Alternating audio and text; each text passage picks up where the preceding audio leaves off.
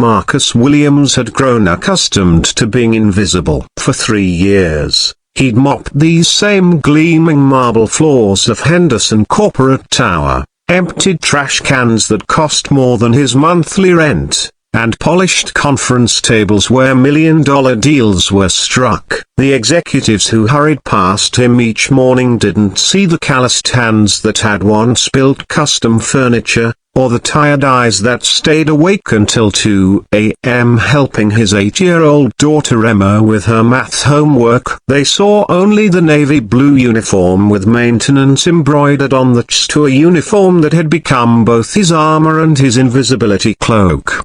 But tonight was different. Tonight, Marcus stood frozen in the doorway of the company's grand auditorium, his heart hammering against his ribs as he stared at the elaborate stage where tomorrow's annual charity gala would unfold. The same gala where CEO Jonathan Henderson would announce the company's biggest philanthropic initiative of the year. The same gala that Emma had been talking about for weeks, ever since she'd learned that some of the money raised would go to funding after-school programs for kids like her.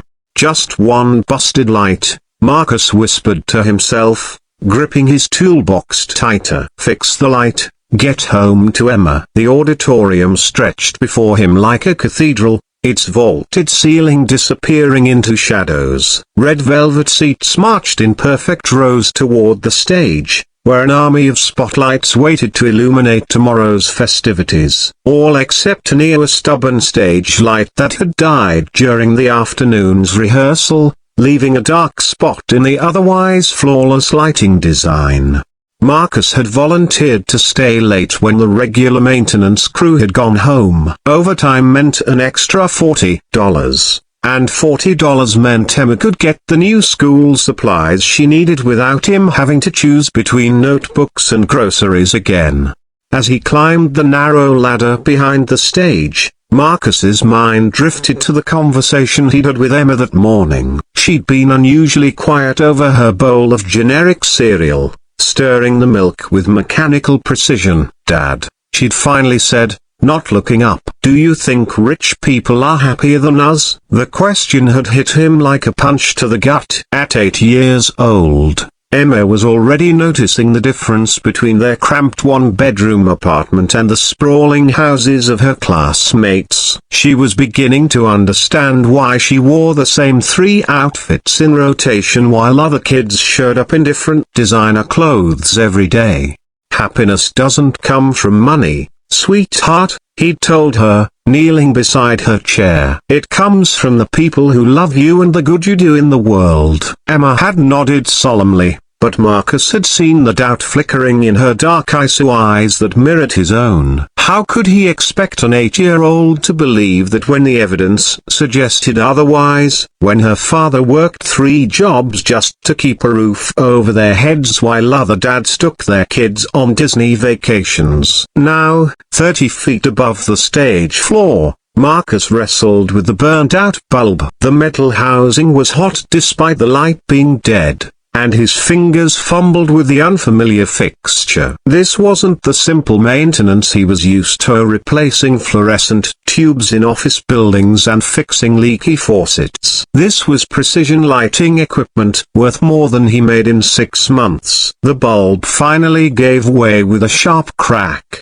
and Marcus nearly lost his balance on the ladder. As he steadied himself, a folded piece of paper fluttered from his shirt pocket to Emma's latest drawing, which he always carried with him. It was a stick figure family, a tall man in a blue shirt holding hands with a small girl under a rainbow that spelled out "Best Dad Ever" in uneven crayon letters.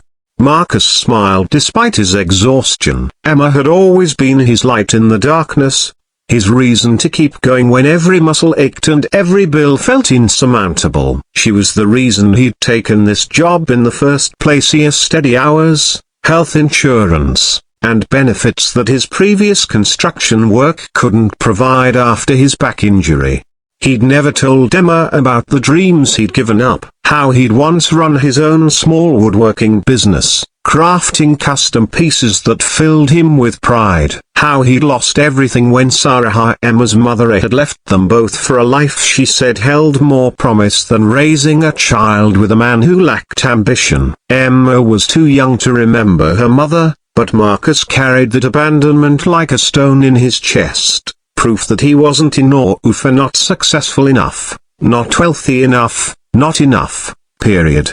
The new bulb screwed in easily, and Marcus flicked the switch. Nothing happened. He checked the connection again, tightened everything, tried once more. Still nothing. A cold sweat broke out across his forehead. If he couldn't fix this, they'd have to call in the expensive lighting technicians tomorrow morning. The delay would cost the company thousands, and Marcus knew exactly who would get blamed. He was about to climb down and admit defeat when he noticed something odd. The light fixture wasn't just burned out, it was unplugged. Someone had disconnected the main power cable, probably during the installation of additional decorations. Marcus followed the cable with his flashlight until he found the connection point, hidden behind a heavy velvet curtain. As he plugged it back in, the stage erupted in brilliant light. But it wasn't just the single spotlight he'd been sent to fix. The power cable he'd connected controlled an entire bank of lights that had been installed for tomorrow's presentation. The stage transformed before his eyes,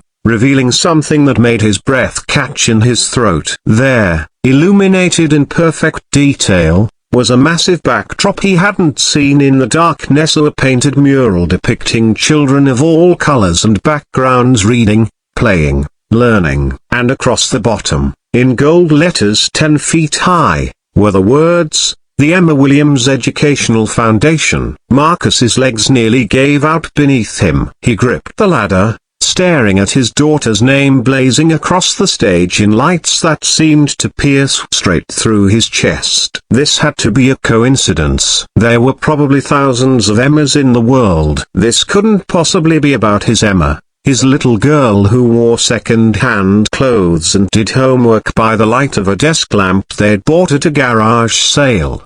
But as he stared at the mural, details began to register that made his heart race. The painted children weren't generic figures, they were specific, real. And there, in the center of the group, was a little girl with pigtails and a gap-toothed smile that he'd know anywhere. It was Emma, his Emma, painted larger than life and surrounded by the artistic interpretation of dreams he'd never dared to dream for her.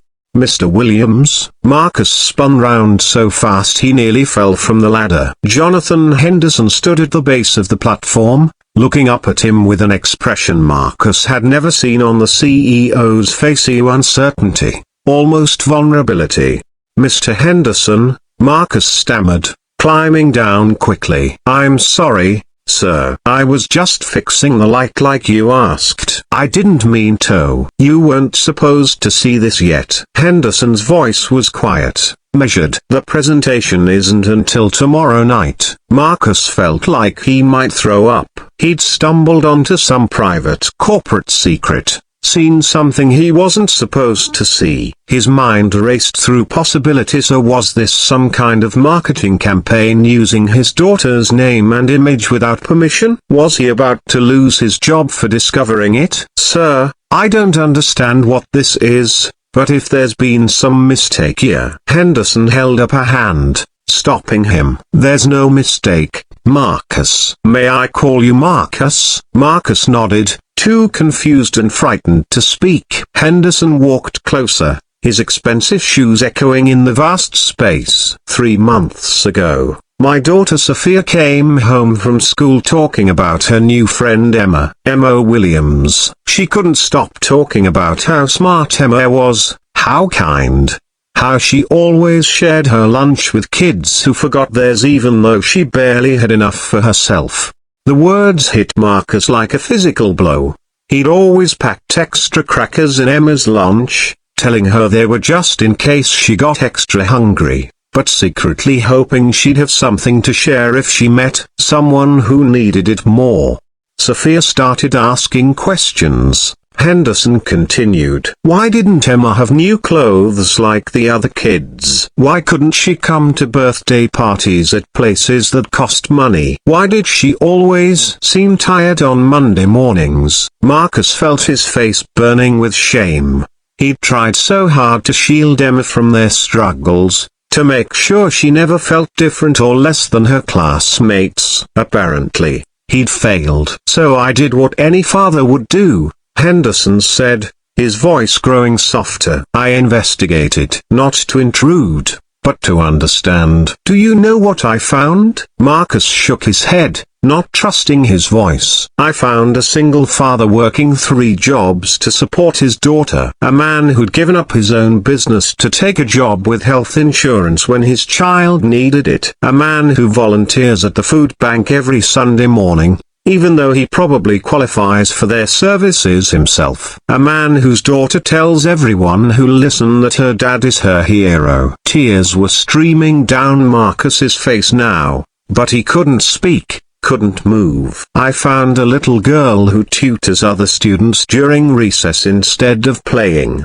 because her father taught her that helping others is more important than personal gain. A girl who saves her allowance to buy supplies for classmates who can't afford them. A girl who wrote an essay about her hero or her father that made grown teachers cry. Henderson reached into his jacket and pulled out a folded piece of paper. Marcus recognized it immediately. It was Emma's handwriting, the careful cursive she'd been practicing for weeks. My dad is the strongest person I know, Henderson read aloud. Not because he can lift heavy things, but because he never gives up. When other kids make fun of my old clothes, my dad tells me that what matters is the heart inside them. When I'm scared or sad, my dad holds me and tells me stories about all the good things we're going to do together. My dad works very hard so I can have everything I need, and he never complains, even when I know he's tired.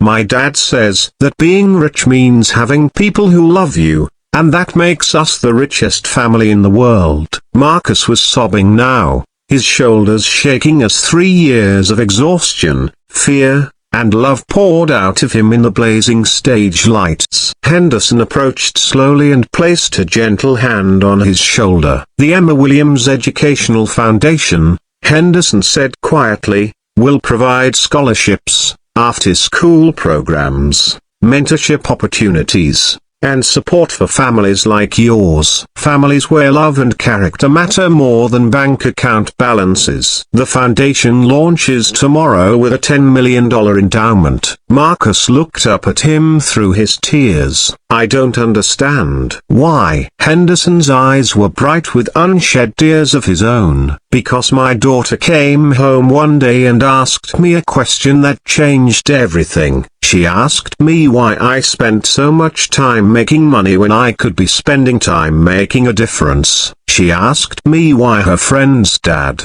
who had so little, seemed so much happier than her dad, who had everything. He paused, looking up at the backdrop where Emma's painted face smiled down at them both. She asked me if I thought Emma's dad knew he was teaching the whole world how to be a better father just by loving his daughter the way he does. And I realized that the answer was no. You had no idea. You were just being the man your daughter needed you to be, the same way you are every single day. Marcus wiped his eyes with the back of his sleeve. She's everything to me. I know, Henderson said. And that's exactly why this foundation bears her name.